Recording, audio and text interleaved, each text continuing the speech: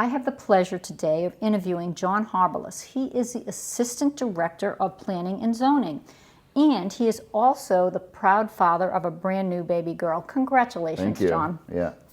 John, can you provide us with an overview of the Planning Department staff responsibilities, including your own? Yeah, so we have, there's a small department. We have our director, Allison McGillis, and then myself as the assistant director.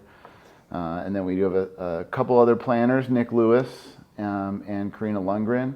Karina works at our front window. She's the main face that you'll see. She handles a lot of our business licensing. Nick Lewis, myself, and Allison handle a lot of the planning applications that come in. And then Nick will also work on the Board of Adjustment. He handles a lot of the variances. And then myself, I do most of the permit review.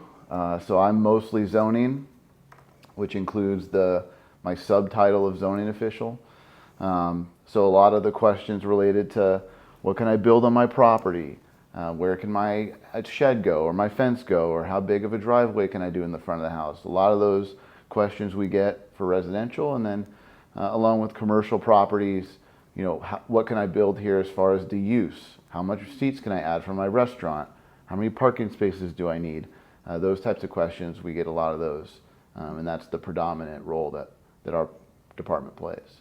And also, if you were asked, could I build a large supermarket on Park Ave, you would have to say, no, I guess that's not in the zoning code. Yeah, a large supermarket on Park Ave, I'm not sure would work out, but there's lots of other options that we can put on Park Ave, and you know, we love to see new things come in.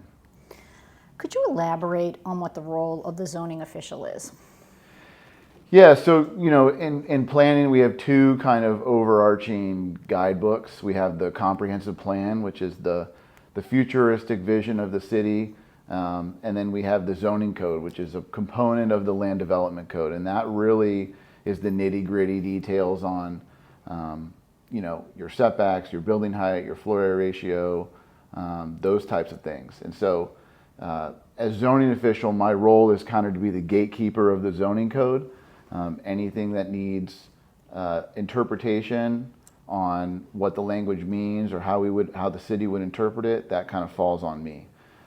So I'm more or less the final say when it comes to certain stuff, but really just trying to be the main guy and the gatekeeper and work to fix things in the code as they come up. Okay, that's a lot of responsibility. Yeah. The planning department oversees several public advisory boards, such as Planning and Zoning, Board of Adjustments, Historic Preservation Board. Can you describe the types of projects these boards typically review? Yeah, so the Historic Preservation Board obviously is in charge of our historic districts and any certain city designated historic houses. So if you have an older home that has an architectural contribution to that era of which it was built, it's a candidate potentially for designation, and that's what that board handles. And then as a part of the designation, you know, they're eligible for facade grants and things like that to help keep and maintain a lot of these historic structures. And so those are the applications that we would take to that board. The Board of Adjustment handles variances, so anything in the zoning code that someone can't meet because they have an odd shaped lot, maybe they can't meet the setback on part of the addition, or they need a variance on size of a shed or something, that board will review those types of things.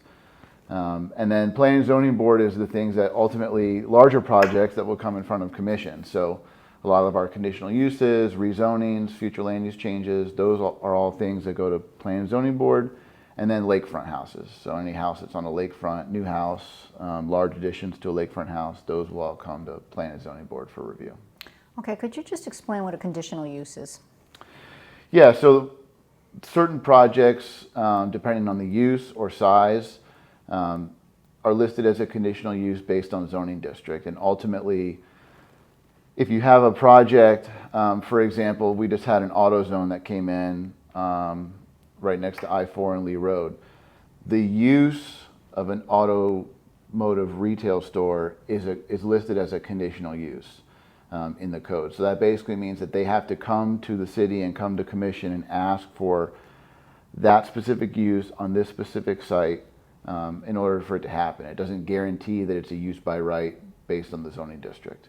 And so that's really what the conditional use process is for, is it gives a little more leeway for the city to have some influence on what goes where, but also allows applications to kind of work with us if they need a little extra here or there, variances, what so forth, to get their project done. Okay, thank you. Are there any interesting projects on the horizon? Yeah, I mean, we have a lot of interesting things that are coming in that are in for permit right now. I mean, I mentioned the AutoZone that's getting ready to start. There's a few projects in Ravidage that are in the process of going up. There's a new bank building. They're working on a parking garage. They're also working on some townhomes over there, and then an event center. And then we also have the Westminster Towers Lifelong Learning Center that's in for permit, and that came in front of the board not too long ago. So yeah, there's some big projects are starting to finally come in for permit, which is nice to see, and hopefully get to see those things done shortly. Well, thank you very much, John. You do a lot. We appreciate it. Thank you very much.